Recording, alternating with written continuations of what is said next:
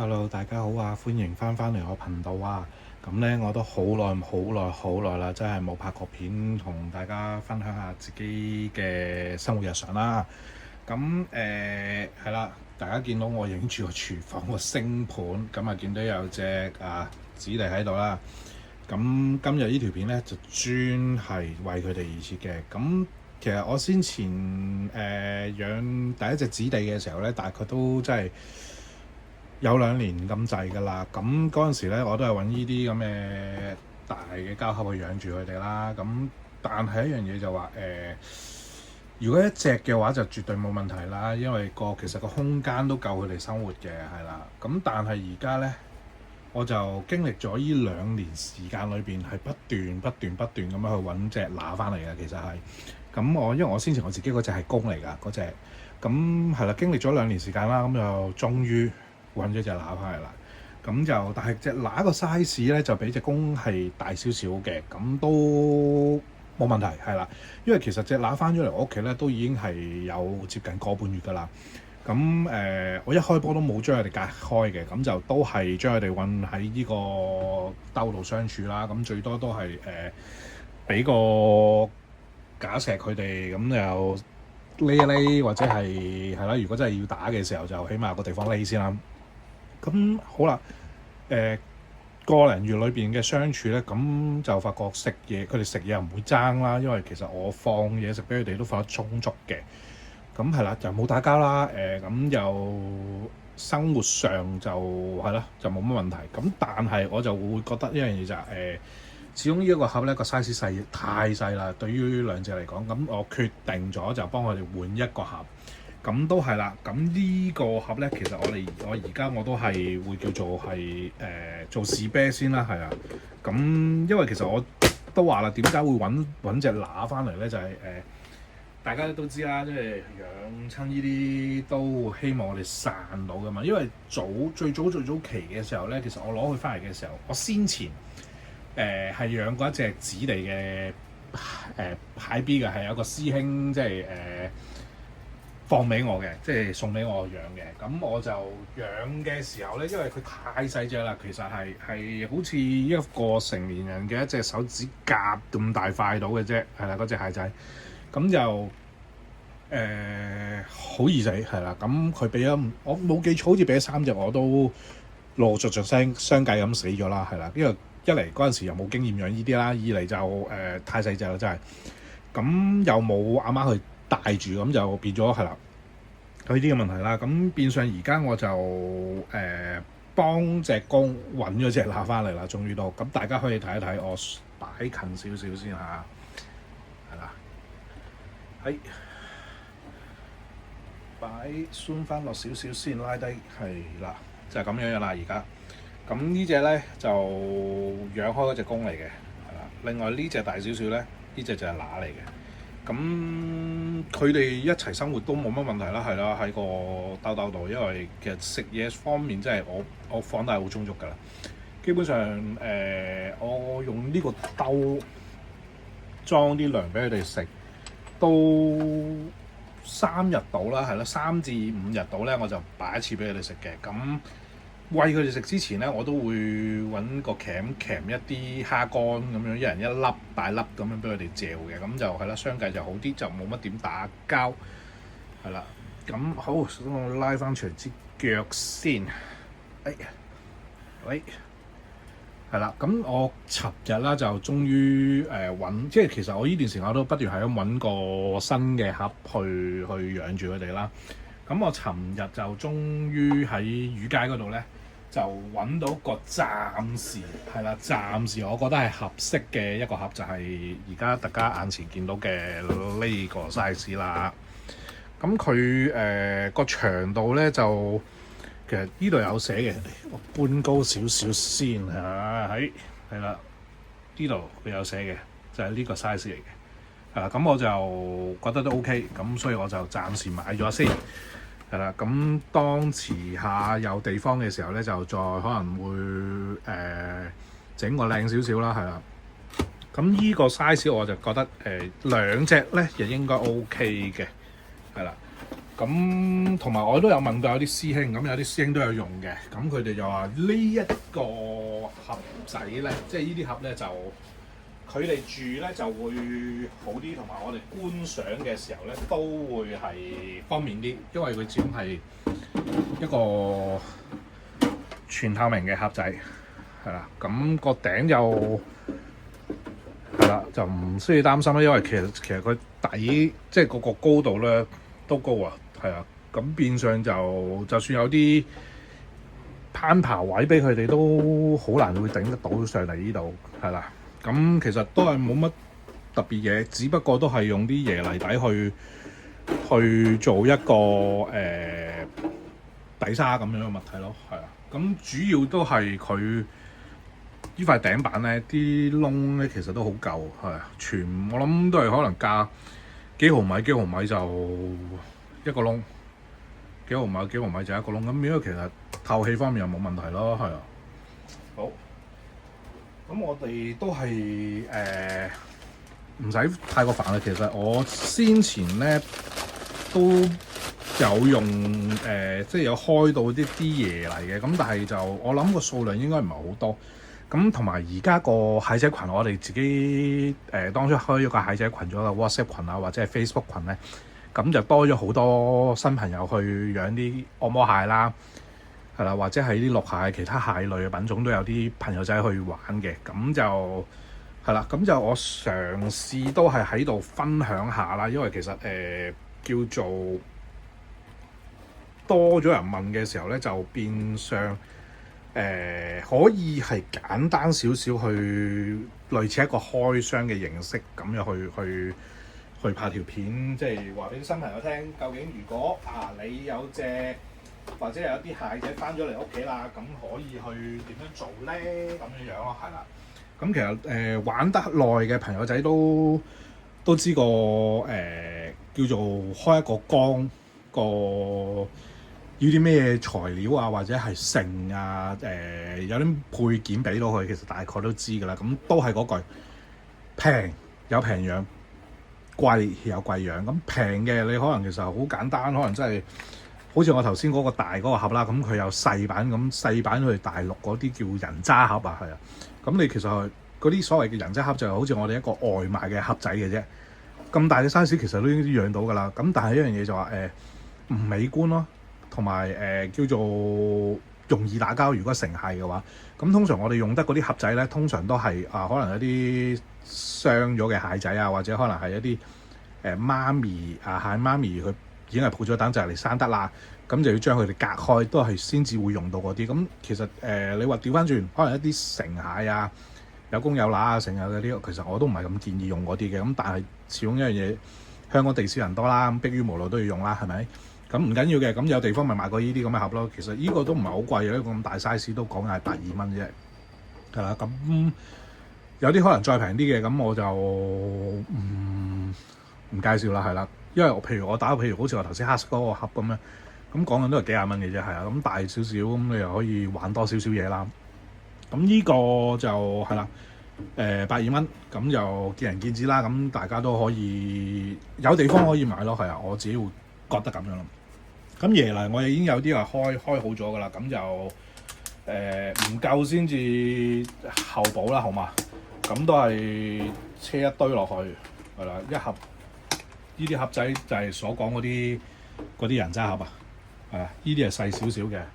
咁我而家有一隻咧，就係我以前用開嘅呢隻係啦，即係嗰啲所謂人渣盒啦。咁可能有嚟俾啲蟹媽咪去生 BB 啊，咁我哋叫產房啦，以前又係啦，就係啦，擺兩隻落去都冇，兩三隻都冇問題㗎啦，呢啲咁嘅 size 係啦。咁生完啲 B 咧，就啲 B 又由得佢喺裏邊慢慢大啦，媽咪就拎走咁樣用嘅啫，純粹係。我椰泥我其實先前因為我都有換過啊，咁變相咧嗰個量我就要再開啊，係啦，哎呀〜係啦，咁而家得翻暫時呢2盒到咯，係啊，咁基本上係啦，咁車晒落去啦。要整翻好少少先，係啦。咁係啦，嗱，咁大家見到啦，我而家係開咗啲嘢啦，咁樣鋪咗落去啦，咁樣其實睇大家嘅需求。嗱，我自己咧而家咁樣睇咧，就個量咧就 OK 嘅，其實好似都真係 OK 喎，係喎，唔係講笑喎，係啦。咁但係有啲朋友仔可能話想深少少隨你哋咯，但係就唔好太過深喎。喂，大佬，係啊，因為嗱，你打個譬如啦，如果你話我而家大概係個拍翻平咁樣度咧，就大概係1/10到啦，係啦，1/10到啦。咁你最多都係可能係去到2、3好啦。你唔好話去到一半，大佬，你去到一半，你有時隻蟹咧刮啲窿啊，收埋咗喺裏邊，你唔知㗎，係啊。咁佢呢啲喺野外經常都會係咁做，因為佢哋始終都係啲細膽少少嘅生物啦，係啊，同埋佢哋喺野外叫做都有好多天敵啊，咁變咗佢哋一定會匿，同埋會越獄啊，係啊，咁係啦，有啲朋友仔就新嘅新手朋友就問啦，就話哇，我啲蟹仔成日都走喎，咁都係嗰句，一定要有蓋，個蓋要實。係啦，如果唔係咧就走緊嘅，一定走緊，因為佢哋嗰個越獄能力真係好強，冇得講，係啦，咁係咯，大致上我都係咁樣鋪完，咁就 OK 㗎啦，其實，咁啊加翻個間屋仔俾佢哋咯，同埋個糧兜，其實我想買個大少少嘅糧兜，因為而家呢一個係一啲手工啊，或者係啲小微型蜥蜴嗰啲糧兜嚟㗎，係啊，咁就可能遲啲先至睇啱先至換個大啦，因為佢依啲咧唔好話依個兜啊，依間咁嘅屋仔啊，佢哋都已經係有能力有夠力去成間反轉佢啊，係啊，咁就係啦，變相如果你咁細個兜又冇乜重量咧，佢哋基本上係食嘢咧就會反咗佢，次次都係啊，冇一次係例外嘅。咁我變相我遲啲睇啱咗先啦，係啦，咁就可能會買個大少少嘅，但係就係啦，再到時再到啦，係啦。咁基本上我自己咧簡易嘅擺設就係咁樣樣啦。咁當然有啲朋友仔可能會好有心機去有啲木啊配搭啊，或者係一啲枯葉去配搭嘅，唔係唔得，絕對冇問題啦。你有心機呢樣嘢。咁但係一樣嘢就話要自己衡量咯，係啊，你首先一嚟你有冇地方擺呢啲缸咁大呢啲盒仔啦，咁大個盒仔啦。二嚟其實你擺完嗰啲之後咧你個目的係想點？你係有啲叫做係想還原翻佢哋所謂嘅野外生活空間咁樣，俾佢哋一個舒適嘅環境係啱嘅。但係如果喺你嘅觀賞角度裏邊，你想睇翻隻蟹仔喺邊嘅，會唔會有少少難度咧？咁不如咁啦，可能叫做我哋叫新手入門版啦，就好似我咁咯，簡簡單單咁就算啦。咁你話之後可能我想唔想咁寡喎，想有啲嘢睇喎，咁先至可能係放啲木啊，或者係枯葉啊，去再有少少嘅隱蔽性咁樣咯，冇話唔得嘅，絕對得，係啦。咁就視乎個人喜好。咁同埋咧，我係啦，而家咁樣開咗一個盒之後咧。係啦，落咗啲泥之後，我發覺係有少重量嘅。咁但係一樣嘢，佢嗰個邊邊咧，呢啲個厚度咧，其實就唔係好厚嘅咋，係啊。咁so far嚟講咧，暫時咁樣嘅設定，我都覺得就夠啦。唔好再暫時唔好咁貪心去添加啲嘢，係因為我係擔心會爛會裂啊，雖則佢價錢係120蚊，係啊，咁但係都唔好咁浪費啊嘛，係咪？咁係咯，暫時係咁樣先啦。咁之後就慢慢搬翻啲蟹仔落去啦。咁就係啦，攝翻喺我個魚缸架個底部嗰度，等去慢慢去適應啦。同埋一樣嘢就係等我一陣先啊。好啦，翻嚟啦又。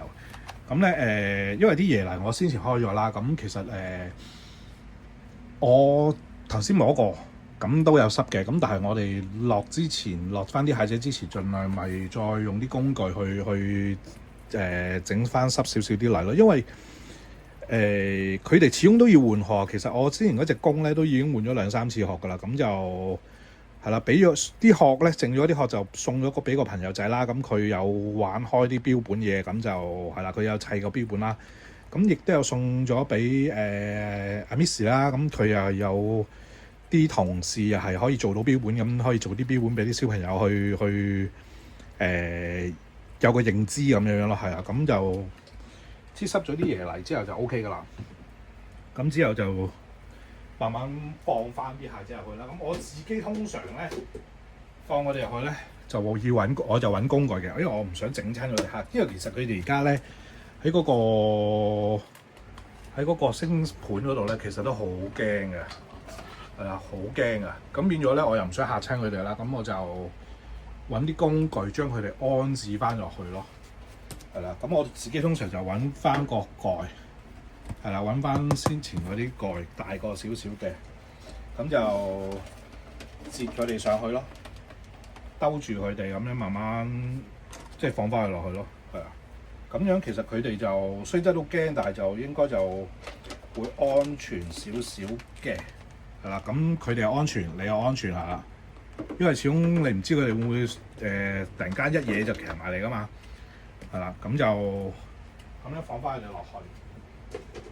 咁同埋咧，因為始終佢哋而家開始大隻咗啊，咁佢哋都有個即係個鉗咧，嗰個鉗咧可以擘翻開大啲，因為以前細咧，可能佢就係擘得咁多啲，咁你變咗你隻手即係成年人手指啦，當然講緊唔係小朋友啦，你塞隻手指落去，佢都未必鉗到，係啦。咁但係而家佢哋大隻咗咧，個鉗擘個闊度就大咗嘅時候咧，咁就有機會鉗到啦。咁所以就即係玩，安全最緊要啦，係啦。咁我都係咁樣擺好咗佢哋之後，等佢哋慢慢適應下先咯，之後先餵糧咯。咁係啦，普遍係咁。咁通常我自己咧就都係喺預街買啲嗰啲乾糧，有好多牌子嘅。咁我自己就買呢隻咯，但係遮住個價錢先，費事賣廣告。呢啲咁嘅乾糧俾佢哋食咯。其實佢哋雜食性動物，咩都食。我先前喺屋企煮飯煮餸嘅時候咧，我有俾啲菜佢哋食嘅。佢哋都食，即係生菜又好、菠菜又好、通菜都好，佢哋都食嘅。咁蒸魚嘅時候咧，因為我哋屋企地方細啊，咁就可能蒸魚條魚太過大咧，咁我就可能會叫街市啲姨姨咧就幫我剁咗條尾。咁剁咗條尾嗰個魚尾咧，我就試過俾佢哋食，都食嘅，係啦。咁大家其實嗱，而家好一個例子就係大家可以睇下。點解你哋養蟹仔嘅時候一定要有個蓋咧？你見到啦，嗱，你見到啦，佢自己慢慢鉗下咧，佢都會自己咁樣爬到上嚟㗎。係啊，嗱，呢邊呢隻都係㗎。當然佢有個位俾佢墊高咗啦。咁呢一隻你睇下，真係㗎。所以你哋唔加蓋咧，佢慢慢夾下咧，夾下佢就會爬咗出嚟㗎啦。所以真係㗎，你哋養親呢啲蟹類咧。真係有買過魚缸都好啦，因為我見到有啲師兄佢哋可能啱啱玩咧，就揾個魚缸養，咁都冇問題嘅。其實，但係最緊要真係要有一個密封式少少嘅一個蓋俾佢哋咯。如果唔係走咗，你揾得翻就係啦，揾唔翻嘅好似早嗰排有人喺個 Facebook 度掉咗張相出嚟咧。就係話有個外國有個玩家啦，咁又係養咗隻綠蟹，咁就唔見咗喎一段時間。跟住可能我唔記得咗張相係講緊10年後啊，定5年後定幾多年後之後咧，發現原來隻蟹喺個電腦箱入邊咯，係啊，你唔知佢點樣走咗去喎，係啊。咁與其有呢啲咁嘅意外出現嘅時候，咁不如咁啦，整翻個蓋係啦，大家安全少少，你又可以永遠都即係叫做見到佢啦，佢喺裏邊。佢又唔會走失，係咪？咁係啦，大致上就係咁咯，冇乜特別嘅。咁係咯，我會盡量觀察佢哋啲時間多少少啦，係啦。咁同埋就係啦，我有時間我會再拍啲片去分享下㗎啦。係，因為真係太忙啦，係啦，喺度同大家講聲唔好意思先。好，咁呢條片就去呢度先，我哋下條片見啦，拜拜。